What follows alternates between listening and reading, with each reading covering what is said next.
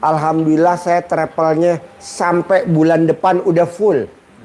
Ketiga udah mau cair, udah MOU di depan notaris 17 miliar.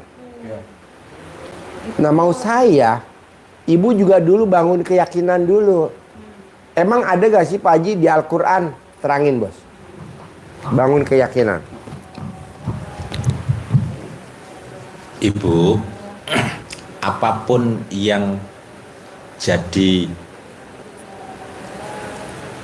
apa-apa yang kita hadapi di kehidupan ini, supaya kita itu bisa mencapai apa yang kita hajatkan, kunci utamanya adalah yakin. Yakin. Keyakinan tingkat tinggi yang harus kita punya dulu. Ibu melakukan apapun, kalau keyakinannya kendor, lemah, pasti melorot. Ibaratnya kalau celana nih, kolornya kendor, melorot. Betul nggak? Iya. Jadi mesti dikencengin, keyakinannya dikencengin, biar celananya nggak melorot. Karena Haji Marco melorot tadi. Waktu berangkat melorot. Pas pulang habis dari makan-makan kenceng lagi kan? Karena perutnya diisi keyakinan. Ya. Iya. Kunci utamanya di situ Ibu. Jadi harus dibangun, yakin. Kalau Pak Haji kan menyemangati kita luar biasa Ibu. Ya Diman. Diangkat dulu enggak apa-apa kalau ini. Angkat dulu. Angkat dulu aja. Angkat dulu. Dari rumah makan Medan Baru tuh ngebel. Ada yang ketinggalan. Iya. Jadi Pak Haji selalu seperti tadi, pasti, yakin. Apa yang kita hajatkan kita ucap. Ini yang kita bangun itu dulu. Kalau Ibu sudah menyampaikan, kalau saya pulang dari sini pasti didatangi Pak Haji, itu berarti Ibu kan sudah ngeblok. Iya sudah. Iya sudah membayangkan sesuatu yang tidak enak.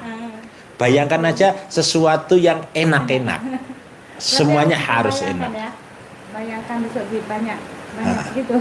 Ya, artinya jangan mengundang masalah.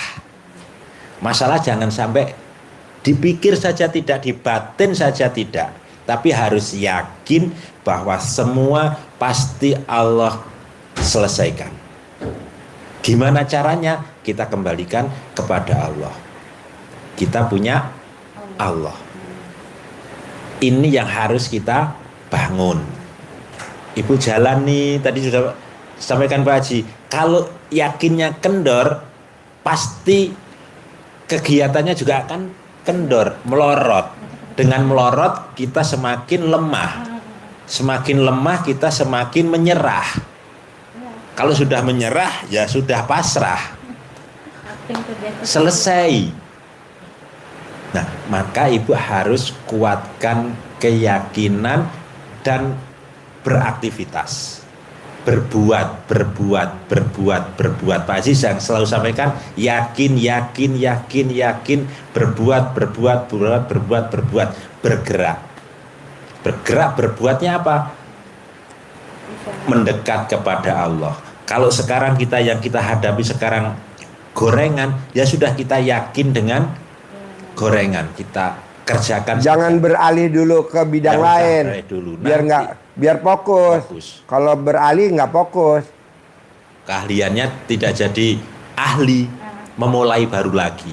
Sudah jalani terus gorengan, suatu saat akan ada rezeki yang tidak diduga-duga lewat jual gorengan itu. Wasilahnya lewat jualan gorengan. Caranya apa saja nanti, tidak mesti dari hitungan nggak boleh gorengan 1.000. Ibu akan menghitung 1.000. Kalau laku 1.000 butir itu baru dapat uang 1 juta.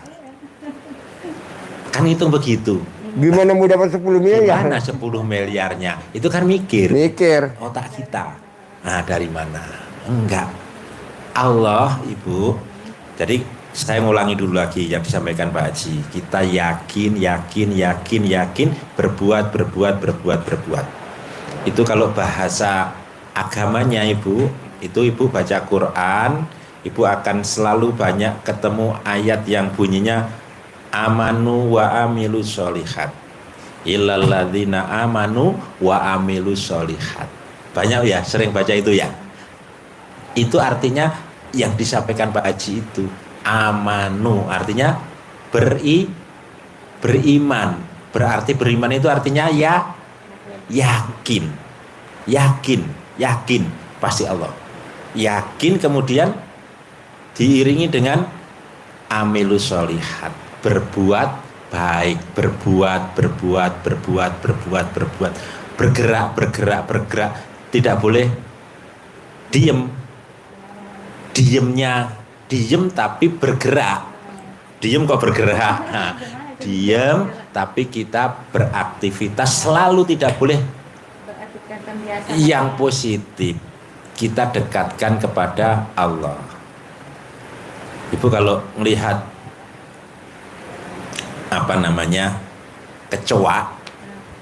kecoa itu kalau dia terbalik, dia nggak bergerak, pasti semutnya nyerang.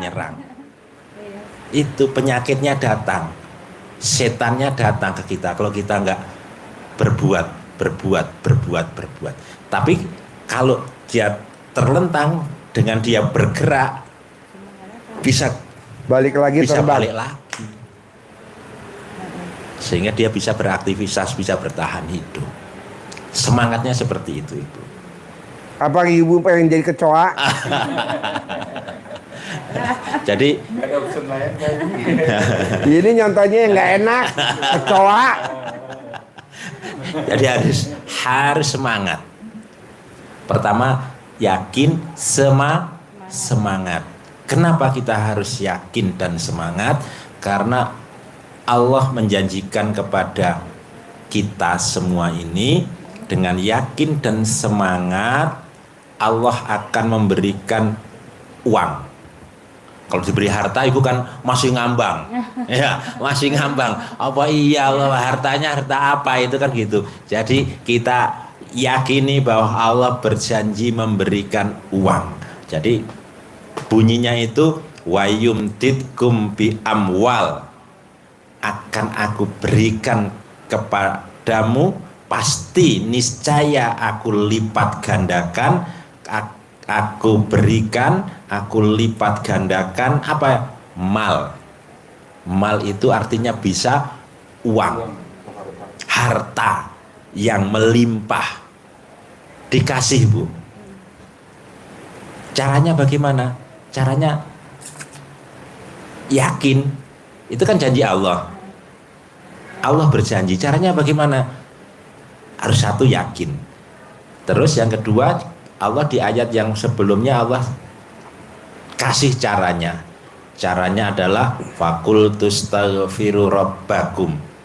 Maka aku katakan kepada mereka, mereka itu kita, taghfiru, mohon ampun. Mohon ampun. Jadi kita hindari sifat yang 18. Dengan kita menghindari itu, bersihkan diri kita dari sifat-sifat yang 18 itu, yang di diri kita nggak ada tadi Ibu sampaikan tadi. Nanti kalau datang gimana ya caranya ya? Nggak ada ngeluh, nggak ada sedih, nggak ada murung, nggak ada mikir. Yakin, pasti bisa diselesaikan. Pasti Allah memberikan jalan keluar. Pasti orangnya tidak nagih. Pasti orangnya membebaskan.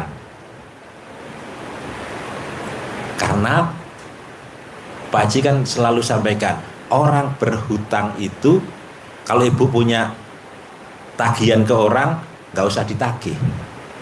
Karena bunyinya ayat seperti itu, Bu. Nggak ada nagih, utang tagihlah, nggak ada Pak Haji memang. Jadi bunyinya itu, kalau ada hutang catat, itu ada catat. Terus nggak boleh ditagih memang. Itu lupakan. ikhlaskan itu lebih baik bagimu. Beri tangguh dan ikhlaskan. Itu ayatnya ada begitu. Maka ibu jadilah seperti itu. Pasti ayat ini jadi pada saya. Dia tidak akan nagih pada saya. Tapi kalau bisa Bu, utang itu harus dibayar. Kalau Kenapa? orangnya Karena mengikhlaskan. kalau ibu utang nggak dibayar, nanti ibu sampai kapanpun nggak akan masuk surga. Ya. Makanya ibu nanti praktekin ilmu RDAY biar ibu punya uang untuk bayar utang.